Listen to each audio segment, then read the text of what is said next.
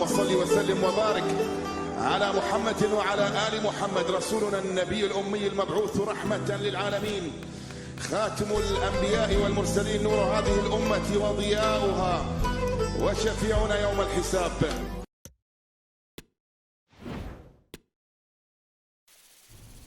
لا حديث سوى عن هذه المواجهة، مباراة تخطف الأضواء ونشعر من خلالها في هذه الأجواء بقيمتها الكبيرة.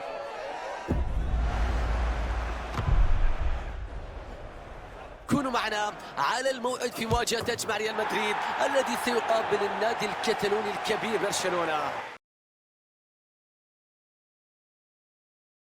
سيداتي أنساتي سادتي، هذه تحياتي محدثكم فارس عوض من كابينة التعليق.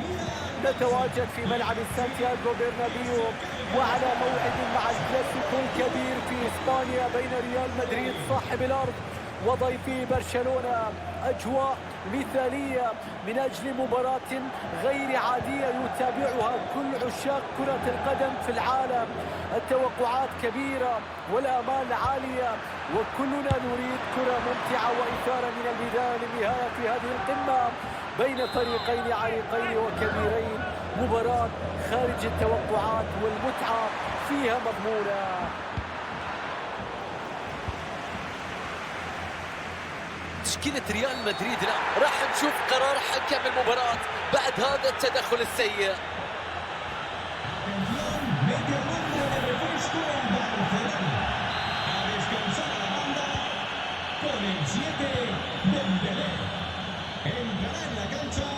لا شك بأن تواجد بنزيما يرفع في مستوى التوقعات لدى الجماهير. اللاعب عنده فرصة خطيرة الآن. يا سلام يا تير شتيجن، تصدي لفرصة خطيرة جدا. توني كروس بيلعب ركنية إلى منتصف الصندوق. ضغط متقدم على الخصم.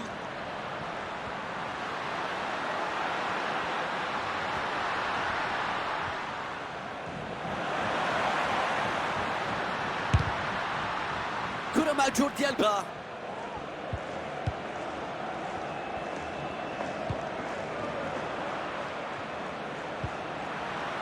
بنزيما في موقف تسلل.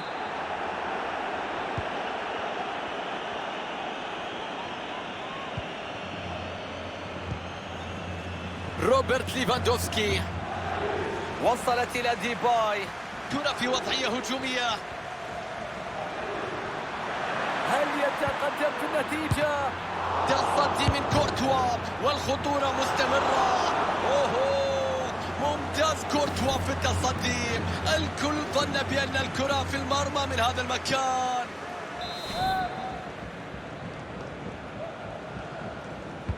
الكرة ترسل قريبة هنا.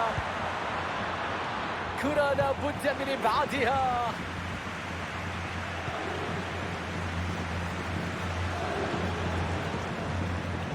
كرة مع بيكي.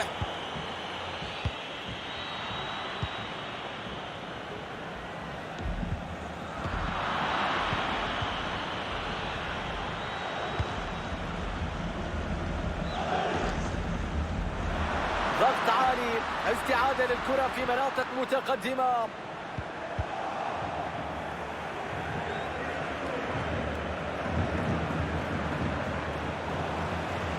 والكرة بتضيع في هذه اللحظات. ليفاندوفسكي بيلعب للكرة بينية سليمة.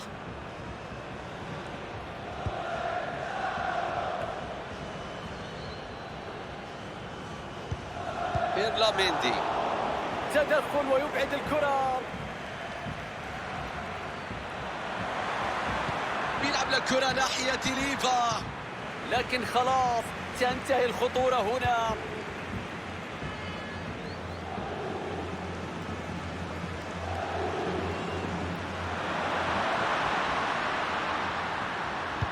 رودريجو في المنطقة. ضربة حرة مشاهدينا تمنح لفريق الميرينجي.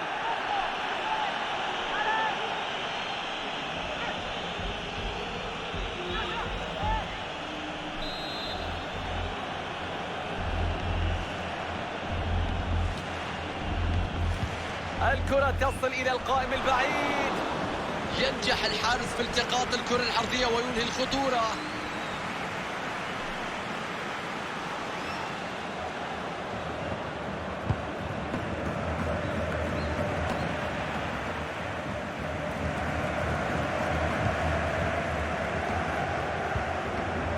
جوردي ألبا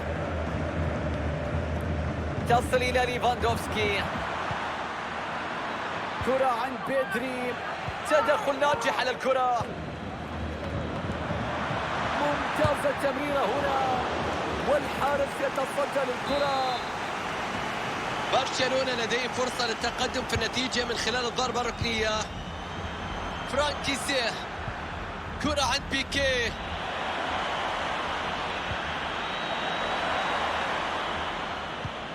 ألبا تذهب إلى ليفا. صلابة دفاعية، خلص الكرة بمهارة كبيرة. كرة بتتخلص لكن الكرة بالطول وبتتحول إلى رمية تماس. فرانكيسي، يا سلام، انظر إلى هذه التمريرة. بكل أريحية وصلت الكرة إلى كورتوا بدون أي خطورة. كريم بنزيما عنده فرصة للتسجيل. كم هي صعبة كرة القدم، هدف بعكس المجرى، هدف بعكس الاتجاه. لم يكن منتظرا هذا الهدف، لكن هذه كرة القدم، هذه الأهداف تحسم هذه المواجهات. إعادة للهدف اللي جاء من هجمة مرتدة وثم موقف 1-على-1. تأتي التصويبة القوية في المرمى لا يمكن التصدي لها.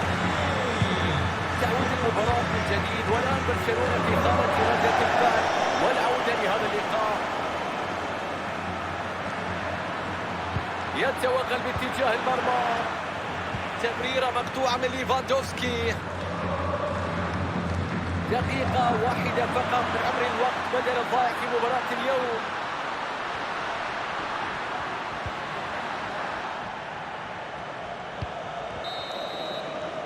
ولا نهاية شوط المباراة الأول في ملعب سانتياغو.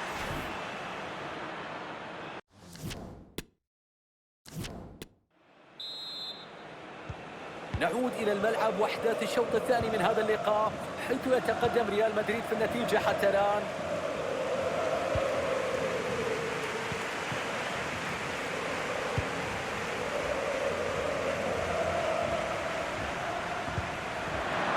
كريم بنزيما، كريم وفرصة هدف الآن. الله على حارس المرمى، كانت الموعد تصدى لهذه التسديدة.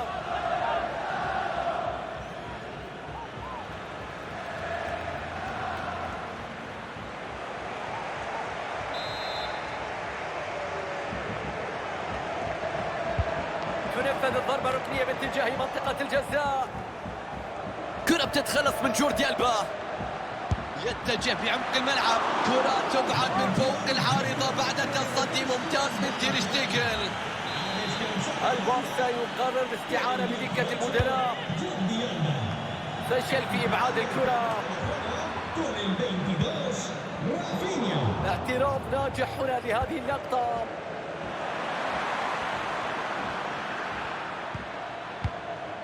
شاهدنا تألق كبير ومستوى ممتاز من جانب كريم بنزيما في شوط المباراة الأول.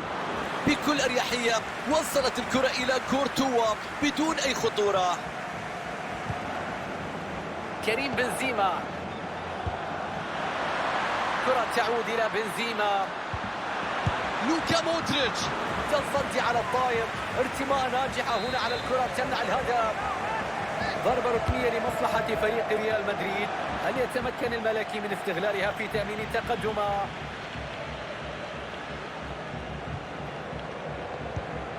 بيدري، ضغط متقدم على الخصم. تصويبة غير دقيقة، الكرة تخطئ الشباك.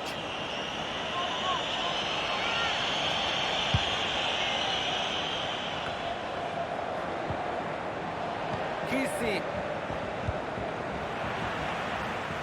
انطلاقة من ليفاندوفسكي، يتقدم بالكرة، فرصة خطيرة. الله على التصدي من كورتوا.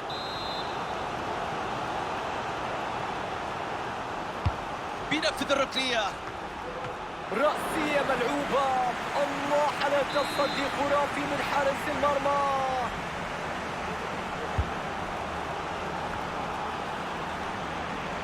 الحكم يشير إلى ركلة ركنية بعد اصطدام الكرة بالمدافع، وتبعد العرضية هنا.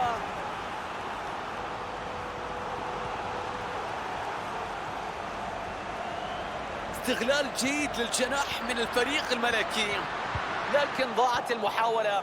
كان ممكن تشكل خطورة أكبر على المرمى.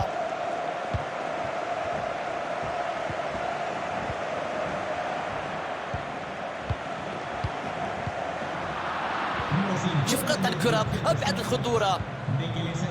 فرصة يجب استغلالها في الهجوم المرتد. كانت فرصة لهجمة مرتدة لكن بتضيع في هذه اللحظات. توغل هجومي مع خيارات ممتازة، ننتظر استغلالها. الله على هذا التصدي، لكن توجد حالة تسلل. نعم، لكن التصدي كان مذهلا في كل الأحوال. كاسيميرو، تدخل ممتاز لاستعادة الكرة.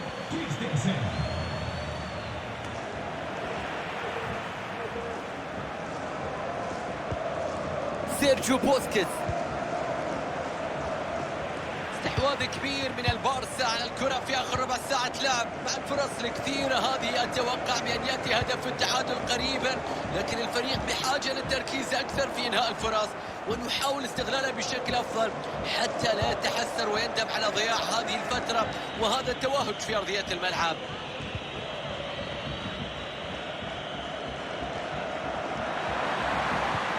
ليفاندوفسكي، الحكم يتيح الفرصة لبرشلونة لاستمرار الهجمة.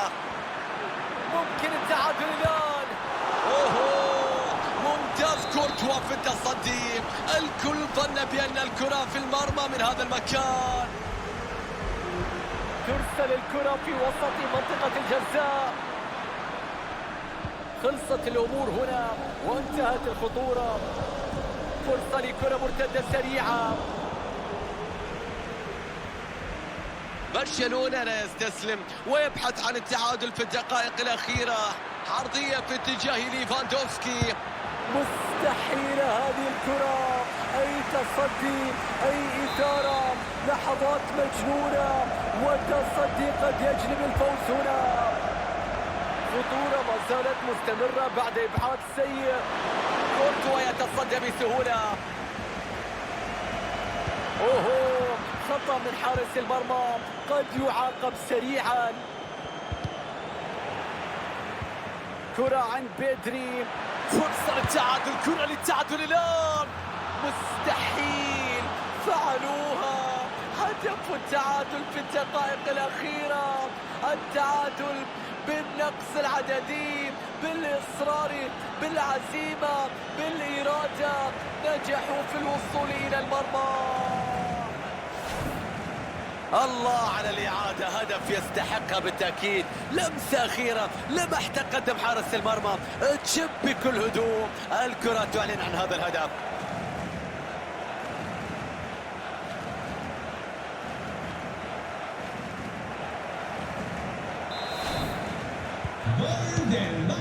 أربع دقائق مشاهدينا تفصل عن صافرة النهاية. هدف تعديل الكفة، التعادل إيجابي 1-1. تدخل نظيف من بيكي. ديباي، بينية جميلة. رافينيا، ليفاندوفسكي، مستحيل، سجلوا رغم النقص العددي. خطفوا التقدم في اللحظات الأخيرة. يا لها من لحظات، يا له من هدف، يا له من إصرار. أي أجواء، أي كرة قدم، أي متعة، أي إثارة. نشوف الهدف مرة أخرى. في البداية الحارس قام بالتصدي بشكل ممتاز، لكن المتابعة كانت موجودة. لا يلام الحارس بالتأكيد على هذا الهدف، لأنه بذل أقصى ما لديه وحاول أن يمنع الكرة من دخول المرمى. برشلونة ينجح في أخذ المقدمة.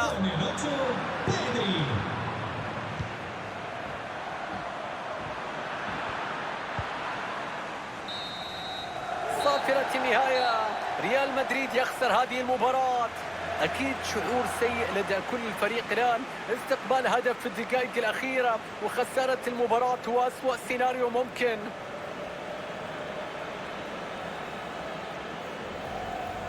لعب مباراة بشكل جيد بصراحة، وظهر فيها بشكل لافت وقدر يساعد فريقه على تحقيق الفوز. أداء رائع في الحقيقة، نجاح في التسجيل وتهديد المرمى في أكثر من فرصة. هنا تظهر